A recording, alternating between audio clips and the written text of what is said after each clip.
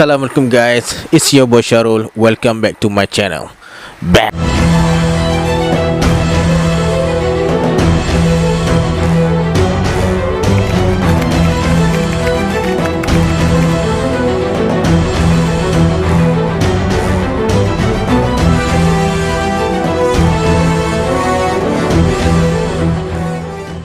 Terima kasih guys sebab dah klik video ni. Bagi korang yang belum subscribe, please subscribe.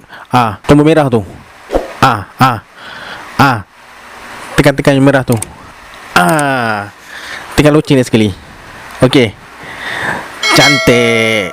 Terima kasih guys. Jangan lupa tekan loceng sekali, sebab nanti bila aku update video baru, korang akan dapat update video daripada aku. Okey, dalam video kali ini aku akan kongsikan dengan korang kisah seram yang terjadi di kilang. Jom.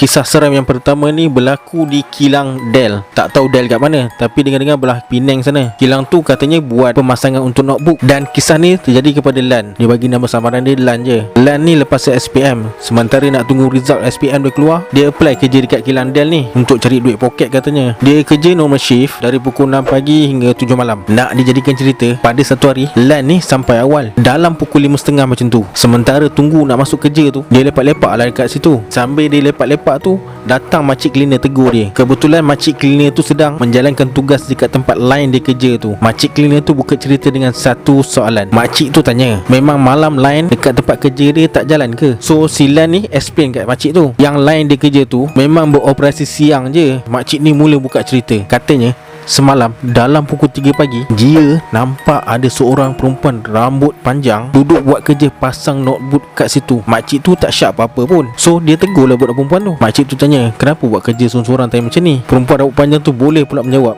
Korang bayangkan, kalau aku seram ni, tapi kalau tak tahu kan, tak seram lah kan? Betul tak? Katanya dia nak cari duit lebih, nak beli anak. Makcik tu pun menjawab, oh, disebabkan makcik tu kena sambung buat kerja dia yang bertimbun tu, makcik cleaner ni tak adalah sembang lama-lama dengan perempuan tu. Makcik cleaner tu pun sambung kerja dia balik. Dalam tengah bercerita pasal kejadian pukul 3 pagi tu, line leader Silan ni kebetulan lalu dekat tempat dorang tengah bersembang tu. Maka terbongkarlah segala rahsia. Menurut cerita line leader tu, pada satu ketika dulu ada seorang operator perempuan yang kerja dekat situ. Dia ni memang rajin kerja, kadang-kadang sampai tak cuti. Satu hari tu dia nak datang buat overtime. Dia kemalangan dekat depan pintu kilang dengan lori dan meninggal dunia dekat situ. Yang sedihnya, time tu dia pregnant 2 bulan. Sejak kejadian tu, memang orang selalu nampak jelmaan perempuan dekat kawasan kilang tu. Bila dengar cerita tu, terkejut terus makcik cleaner tadi. Tak sangka yang dia bersembang semalam tu bukan manusia. Tapi yang paling terkejut sekali, Silan ni lah. Sebab line leader tu cakap tempat dia duduk sekarang adalah tempat perempuan yang meninggal dunia tu kerja dulu. Dan ditambah lagi, makcik cleaner tu cakap semalam dia nampak perempuan tu pun memang tempat Lan tu duduk juga. Silan ni esok harinya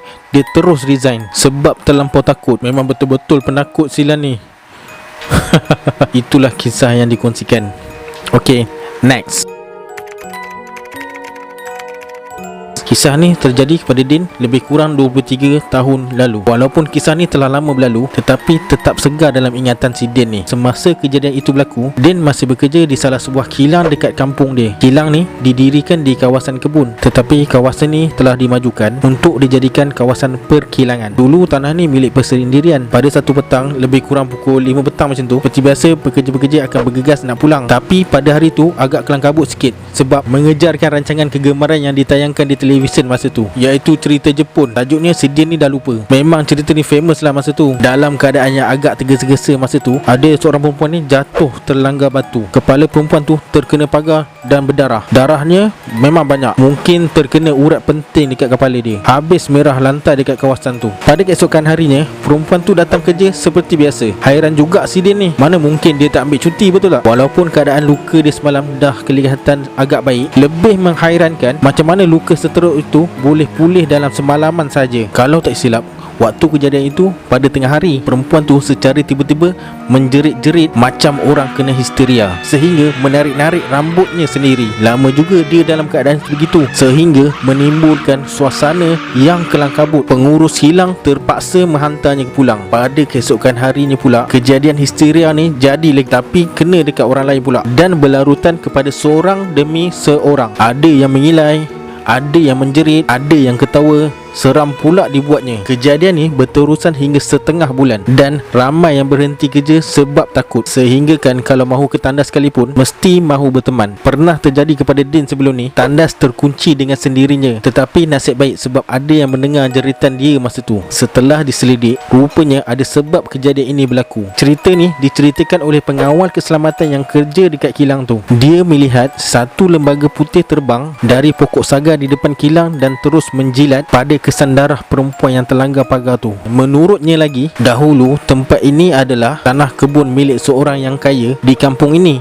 dan oleh kerana takut hartanya diceroboh, si kaya tu telah menanam tengkorak di setiap penjuru kebun dia. Sebagai pengawal kebun katanya, apabila dia meninggal dunia, dia telah terlupa menghalau pengawal tu, sehinggalah kilang itu didirikan. Gangguan yang berlaku mungkin disebabkan penunggu tu. Namun yang jelas, sejak dari itulah kejadian histeria sering terjadi dekat situ. Pihak atasan tidak percaya dengan perkara ini. Budak-budak yang terkena histeria tu ada menceritakan, katanya dada mereka seolah-olah dipukul dengan kepala-kepala tengkorak tanpa henti, yang menjadi punca kejadian histeria itu. Dan untuk menghalau penunggu itu, kata sepakat telah pun dibuat. Maka diadakan semah. Pihak kilang telah panggil seorang bomoh untuk menghalau penunggu tersebut. Selepas itu, kilang tempat Din bekerja pun kembali aman. Begitulah ceritanya. Okey, next. Pengalaman seram ni terjadi kepada Ucup yang bekerja di kilang Sitera sebagai cleaner. Ucup ni pula jenis minat dengan benda-benda seram dan banyak juga pengalaman yang dia alami. Pada permulaan masuk kerja, si Ucup ni ditempatkan pada shift petang, iaitu pada pukul 2.30 hingga 11.30 malam. Ramai daripada kalangan cleaner yang bagi amaran supaya jangan ke kawasan lab dan tingkat 4 pada waktu malam, sebab ramai pekerja dekat sana sering kena ganggu dengan makhluk halus. Pada waktu petang mungkin ramai orang, tapi bila tiba waktu malam, pejabat selalunya kosong, terutama di tingkat 4 yang menempatkan pejabat orang-orang besar di kilang tu. Kawasan tu jarang ada orang, hanya jika ada meeting je kawasan itu digunakan. Suasana di situ pula suram je. Banyak gambar-gambar lukisan dan cermin di keliling kawasan itu. Selalunya makcik cleaner yang bekerja sama shift dengan Ucup ni jarang naik ke pejabat tingkat 4 tu, sebab katanya tak elok kalau pergi seorang-seorang dekat sana. Risau diganggu makhluk halus katanya. Banyak juga pengalaman seram yang diceritakan oleh Pak Gad masa meronda kilang tu pada waktu malam. Selama Ucup bekerja dekat situ, pada 3 hari pertama tiada perkara-perkara aneh yang terjadi. Tetapi pada hari keempat, Ucup dikejutkan dengan satu pengalaman seram ketika hendak pulang ke rumah. Seperti biasa, cukup masa kerja, Ucup dengan kawan dia Mat akan pulang sekali, sebab diorang duduk satu taman. Dalam perjalanan hendak pulang, Ucup berjalan melalui kawasan parking kereta untuk pergi ke pondok motor. Semasa berjalan, Ucup ternampak satu kelibat lembaga yang sungguh mengerikan yang berada di atas sebuah kereta sedang bermerhati ke arah mereka. Tetapi hanya si Ucup ni yang perasan kelibat lembaga masa tu. Rambutnya panjang sampai ke bawah dan badannya berwarna putih dan nampak samar-samar. Masa tu meremang habis bulu rumah si Ucup ni. Dia cuma mendiamkan diri dan mengajak Mat pulang dengan segera. Setibanya di rumah, Ucup telah menceritakan apa yang terjadi pada malam tu pada si Mat, tapi dia macam percaya dan tak percaya je. Si Ucup ni ingat gangguan itu hanya di kilang je, tapi dia tidak sedar yang lembaga itu telah mengekori dia sampai ke rumah. Semasa Ucup nak tidur, tiba-tiba dia terjaga dan ternampak lembaga itu berada di depan mata dia, sedang berjalan dan memandang ke arah Ucup. Ketika itu si Ucup tidak dapat berbuat apa-apa. Rasa suara tak boleh nak keluar dan badan tak boleh bergerak. Si Ucup hanya mampu membaca surah-surah di dalam hati je. Selang beberapa saat, tiba-tiba lembaga itu hilang dan dia dapat mengeluarkan suara kembali. Ucup pun pergi ambil air semayang dan kembali tidur semula. Alhamdulillah, tak ada lagi gangguan pada malam tu. Keesokan harinya, Ucup cerita apa yang terjadi masa perjalanan pulang dari kilang tu kepada makcik-makcik cleaner dekat situ. Agak kecoh jugalah masa tu. Dalam kalangan cleaner ni asyik bercerita pasal tu. Semenjak dari peristiwa itu, si Ucup sering diganggu apabila dia bekerja pada waktu malam. Ada ketika sedang Ucup bekerja di tingkat 2 mengelap meja pejabat yang agak banyak, dia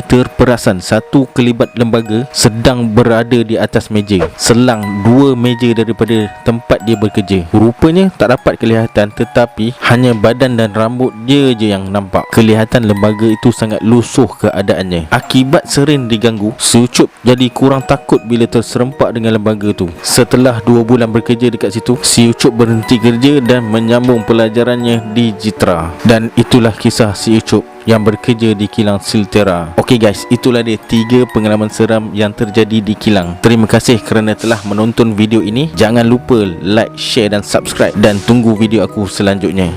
Bye.